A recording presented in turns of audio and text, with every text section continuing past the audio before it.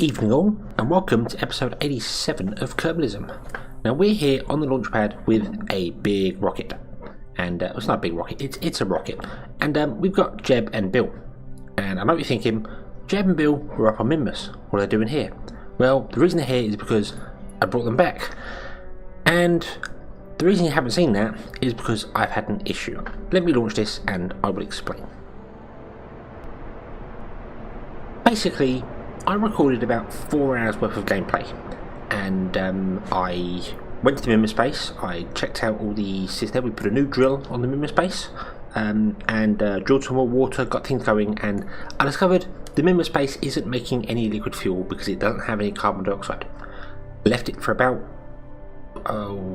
it's about 13 game days, and we just didn't get anything, so something's wrong there. So I instead built a space plane up on Minmus, put all my Kerbals in it, fueled it up with what we had, and brought it home. That was lots of fun because it turns out the space plane designs I've been using are terrible. They nosedive a lot. I was very lucky to get this one down. I think I broke the wings off it as it come down, so yeah. But our Kerbals will come home. And this rocket is going to go up to our orbital hotel in order to try and put some parachutes on the space plane up there so our people from there don't come back. And the reason you haven't seen that is because basically you can blame AMD. I updated my graphics drivers and OBS and everything else, and everything seemed to be working fine, apart from a weird bug I now have with KSP where my connection lines are pink instead of green. Don't know what that is, but yeah. But the game was playing fine, it was apparently recording fine. Then when I went back to watch the recordings, they were basically flashing pink or having pink lines down them. It was very much a whole graphics card crashing thing that you used to get many years ago, and it only showed up on the videos, it didn't show up in game, so I don't know what happened there. I have reverted my drivers back to the previous ones now, and it's all working hunky-dory fantastically, again apart from that pink issue there. The other issue I did have is I discovered I've been blaming civilian population for my station exploding or the game crashing and frame rates and going weird. And I then started having weird lockups every time I was trying to use MechJeb to do a manoeuvre. So I uninstalled MechJeb, and now my orbital hotel seems fine. So I don't get that, because MechJeb wasn't active on the hotel, it was just installed, but I've uninstalled it and it's working, so I don't know, maybe it's just my configuration, there's a problem there, but yeah, that's the gist of what happened. As I said, all my Kerbals from my space have come home, we've kind of abandoned that, and we're going to bring our Space Camp Kerbals back to Kerbal. They can be back here, and they are going to be our Juna crew because that's where we're heading next. And we have arrived at the hotel. Now I didn't put any monopropellant on this, so trying to dock it is going to be really awkward, but that's okay because our space plane does have monopropellant.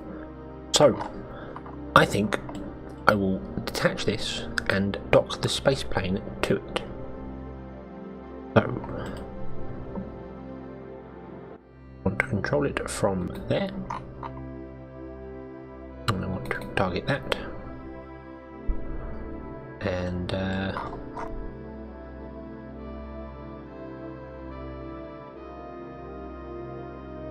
need,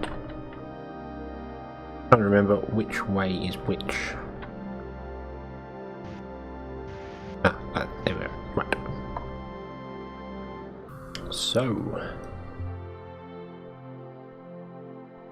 let's dock with this, and we can grab all its resources, and hopefully that'll be enough to counterbalance this plane here. As I said, it's when I brought the other one down, it was nose heavy, so I'm hoping by pumping all the fuel into the rear of this, we will be able to balance it out, and keep it from exploding on well, not exploding on re-entry, it survives re-entry, it's just as soon as you get down into the thick of the atmosphere, it nosedives to the ground. Which is obviously not what you want. That's not generally good for your health.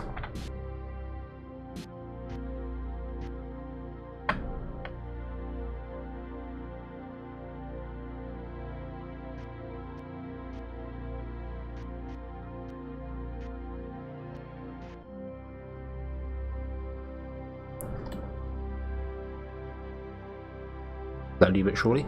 And yeah, everything I need to do is bring over the Kerbals from here, because we're going to take our Kerbals from the hotel and back home as well. I could in theory take the hotel to Duna. It does have enough power to technically do that, and I can see it in orbit, but then I kinda want to leave there. I might set up fuel to it and have just this as a fuel station from Kerbal, because it didn't work coming from Minmus. So oh, look at that, first time. Look at that. Excellent. Okay, so we've got parachutes and things here, and as I said, I'm going to put the fuel in the back of this, try and balance it out, and I'm going to get Bill to grab all these parachutes and put them on sort of the top here, so if all goes wrong we can balance out and fall down. Yeah, and I think we will also use these engines here to try and put this back into a orbit so this gets destroyed on the way in. I should have probably tried to have it recovered, but I didn't think about that at the time, so yeah, that's just how it goes.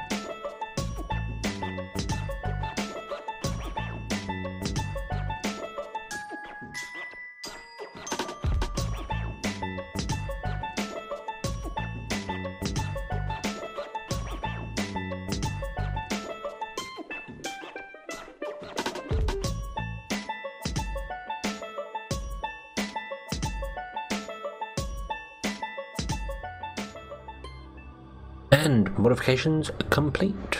All our Kerbals are on board. We've grabbed all the other ones from the hotel. Everyone is on board this plane here. We've got the parachutes put around it.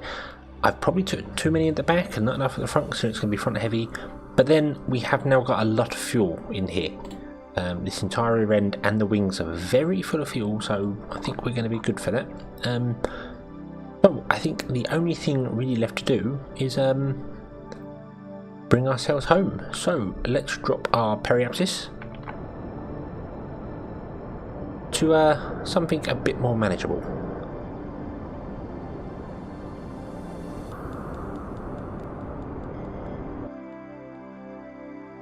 Right, so I've dropped our periapsis down to nothing, and I'm going to drop off that rear tank. He says, oh, there we go, and move forward away from that. And and that just generally makes the craft a lot lighter and a lot easier to maneuver. That's going to descend into the planet and burn up in the atmosphere. I'm kind of thinking I want to leave this attached to the back of the craft for the time being. I don't know if I can recover it, but I don't know if it's worth trying to recover it, but I don't know, I want to sort of leave it attached to it. I'm thinking that if things go terribly wrong, I could come in backwards and this will take the brunt of the heating. That's probably the best idea. But one thing I do want to do is use Kerbalism's wonderful auto system. I basically let's turn our lights on. Yep. When we enter the atmosphere, turn off all the solar panels. Those two there as well. Off and off. Then when we leave, turn them all back on again. This is really, really useful.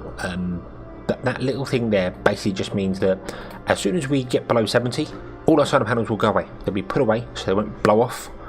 And then if we skip out of the atmosphere again, because air braking might not work enough first time, it will redeploy them all on its own. So yeah, that is really, really useful. And I'm glad it's in there. So, I think it's time we head back to Kerbal.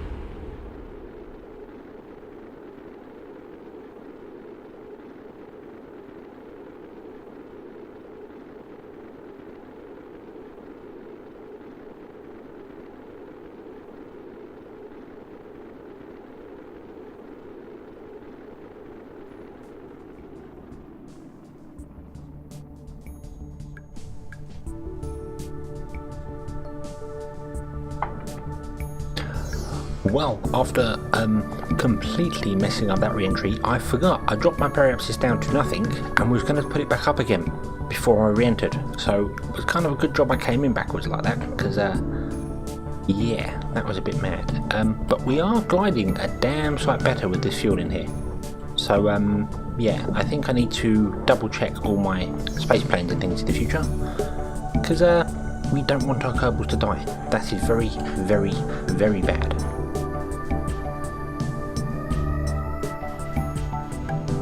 So let's deploy our landing legs, well, wheels, and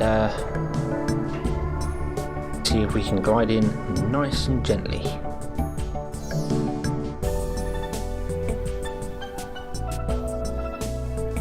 Still going a bit fast, but hopefully we'll have a touchdown and not explode. It seems pretty well balanced actually. I think this is good. Didn't need them parachutes in the end, just needed the fuel. Okay, and touchdown. Yes, bounce, Captain Kangaroo. Come on.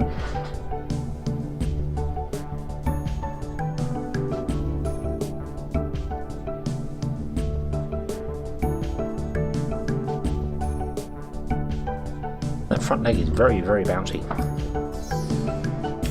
But oh dear. But we're down. We are down. So, turn the brakes on. Come to a stop.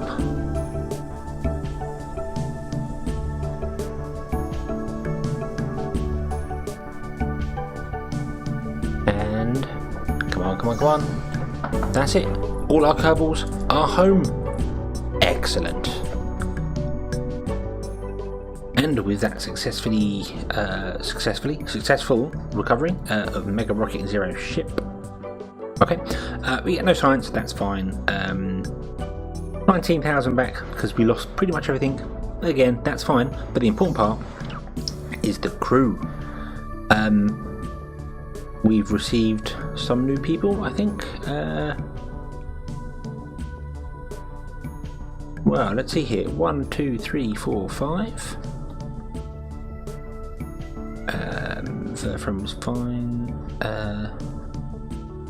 Oh, hold on. I don't know whether they've actually joined us or not. It says they've all advanced, but they're tourists.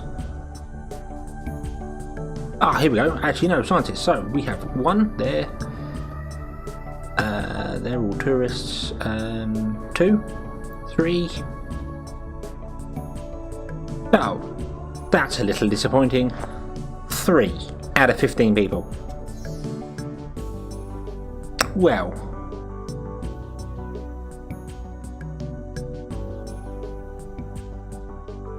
that's not very. Oh, 4. 1, 2, 3. I know Verfram was already there. So yeah, we had 3 new people. That is a little disappointing, but it doesn't matter. We've got all our crew. Everyone is back home now. So with our Kerbal successfully back on the ground, they can enjoy a little rest and relaxation, but not for too long, because this is their next mission. This is the first of 2, maybe 3 ships that we're going to be sending to Duna. This is the main colony ship. This will take our Kerbals. It's got the greenhouses and things there. It's got everything for what it needs to. The power plant at the back. It's completely. This can go to Duna as is, and more importantly, can sort of land as well. If I change this to Duna, there we are. Not sure whether I should call it Duna or Duna. I don't know. I'm probably going to call it both. So yeah. But yeah, if we were to say detach this here and just have the main body there, you'll see this has got a 1.11 thrust weight ratio on Duna. This is there, and it's about 200 meters a second to land, and this has got 234 on these little monopropellant engines here. So yeah, this actually could land on Duna, and that's what it's going to do. This will be the centerpiece, as it would be, to land there. I'm going to send another version up that won't have the habitation. It'll probably have rocket part storage, that sort of thing, and a way to build stuff in orbit. That's the idea. But this end bit here, this can land as well. This was designed a little while ago, and I had these construction ports here because I had the idea of taking this from Mimus and just plugging it on the back, and off we go. But that's not going to work. So if I get rid of those, because we don't need them then, I'll put that there. Yeah, this with its 3 engines on the back can also land. If I change the root part and get rid of the front, well, you see this has got, when it's even full of fuel, in June's atmosphere, it's 1.46, so this can land as well. So there we are. There's our power and our fuel storage, essentially, because Duna has an atmosphere. That's really, really going to help. And the reason that's going to help is because of, if I go down to utility here, you will see some new things in there. I've got a few new things installed. Where was I going? Oh no, sorry, it's in science, isn't it? These atmospheric spectrometer thingamabobs. These can, if I configure it, where is it? There it is. Okay. These can take CO2 out of the air. Carbon dioxide is what we need because that's what's going wrong. So it can take them out of the air. It can also take oxygen out of the air or nitrogen. So that's what we need. Nitrogen and carbon dioxide are the 2 things we're always running out of. If I send something with a load of these on it, they can extract it out of the air. We can magically get it from nowhere, and then we'll be able to actually produce fuel and produce things and not worry about dying all the blooming time. So yes, that would be fantastic. This is 64 parts in total. I don't think I can weld anything together. Maybe the centre truss thing there, I probably could. Might have a look at that just to try and keep the part count down, but essentially this is low part count. I've got the heat shield on the front here because, well, really these heat shields, they're parachutes. Let's be honest, they're really good at being parachutes, so that's going to help us get down nice and gently. So yeah, one thing I can double check is now obviously we have this here and we have our Kerbals back. I can fill this up completely. So let's send all our Kerbals. I don't know if I'm going to send all of them. Probably not. Probably won't do. I'll probably send less than all of them. But we can have a look here. This has 2 years worth of food. Excellent. A year worth of water. Not much oxygen. We can fix that. That's okay. And nitrogen. I couldn't test these before because I had no Kerbal to put in it, so I didn't know. So this is sort of new to me. So we need more oxygen. That's doable. We've got some oxygen tanks there, so we can put some more along there. That'll be fine. So yeah, I'm kind of liking this. One other thing I may do as well in here. I don't know if you can see. We've got one of these grinders, the ocular, what are they called? Octo girder. Let me just grab one of these. One of those. They can be surface mounted, but I'm going to stick it on the end there, right?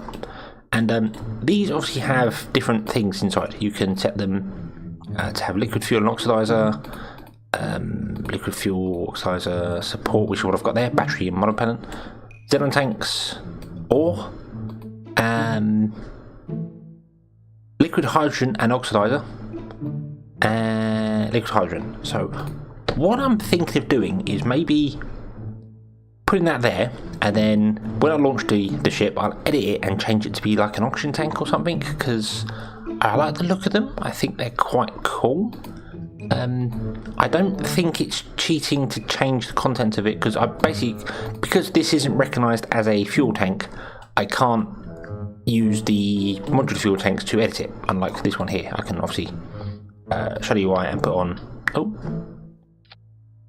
UI, there we are, and put on whatever I want into edit. Even if I set it to an ore tank, I don't think I can still do that. So let's give that a quick try. Hold on. There we are. Ore, right click on it. Nope, get nothing. But if we do go to ore tanks, you'll see tiny holding tank. Oh, that's new. If I grab an ore tank there, the ore tanks actually I did modify so they can take water and oxygen and stuff like that as well. So yeah, I'm thinking perhaps we could do something with that. I don't know. I like the look of it. I think it's quite cool. I particularly like the that one there. I like that. That's quite a cool looking tank. Lithium tanks in the argon tank as well. That looks quite cool. But argon could be useful. I don't know. Anyway, I'm just waffling a bit now, but yes, this is the first of many ships. I'm going to launch this in 2 parts. It's got a connector, turn this into there, and we shall start assembling this in orbit, I think. And once this is ready and our next ship is ready, we'll launch them for Juna. I really should send an automated craft first to set up things, but I'm just going to go with it. I'm just going to launch everything at once. Both craft can go, and yeah, we'll get them there, and we'll hopefully can get to Duna and not have to worry about dying, because dying is not very good. Kerbals don't like dying. Well, it turns out we've got quite a long wait for our next Juna transfer window. A year, 325 days, so a year and 3/4. So yep, we've got a long way to go there. Our Duna probe and our Deep Space Science Fest will come up well before that, so I think that's the next thing. I'm going to test some things here, test the colony ship, and also I need to probably make like a sky crane or something, because I'm not sure whether the landing on monopellet engines is a good idea. But I'll give it. I'll see what's going on with that. But yeah, I think that's where we're going to come back next episode. Also, I want to say that this episode has got some odd sound quality from my speaking. I've had a move around, and it turns the acoustics in this room are a bit weird when you go from one side to another. I've also played with some microphone settings, and I don't think I've got it right. So I apologise. The quality is not as great, but hopefully I can get it better for this little segment here, and also for the next episode. So, thank you very much for watching. I do hope you've enjoyed this one. I hope to see you again next time, and until then, as always, have fun.